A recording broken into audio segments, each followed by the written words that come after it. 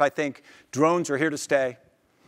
We're going to use them. We need to use them, and they're an important part of what we do. And we're actually going to use them even more.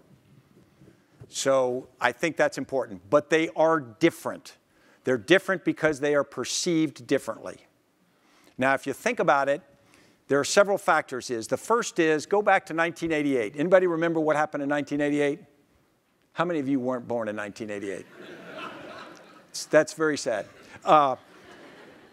President Clinton ordered Tomahawk missile strikes into Afghanistan and to the Sudan in response to pretty clear activities on the part of Osama bin Laden. Now, if those Tomahawk missiles didn't kill UBL, but they killed various people, created damage, if you'd asked the average American the next morning if we were at war, what would we have said?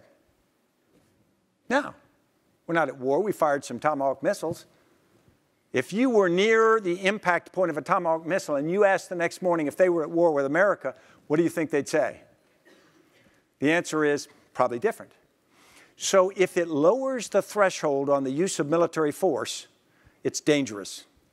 And what I mean, if it can be too casual, it can seem too easy, too inexpensive, too risk-free, and it increases your likelihood of doing it, then I would say everyone who orders one ought to go stand next to where one has gone off and where you see body parts and things like that. It's very different.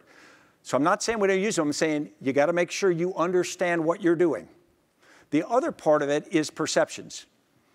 We've got problems with some Mexican drug lords in the U.S. and whatnot, and the Mexicans are after them. But what if Mexico flew across the border with drones and did a missile strike in Texas?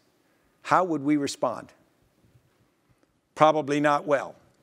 And it's the perception of we can step back and hurl thunderbolts like Thor without any risk to ourselves that's viewed as arrogance. Now, whether that's right or wrong, perceptions matter in the world. That's why people go to war, because they perceive something. So I think we've got to be very, very thoughtful about how everything we do is actually perceived by others. Again, not throw out the capacity entirely, but be really thoughtful about it.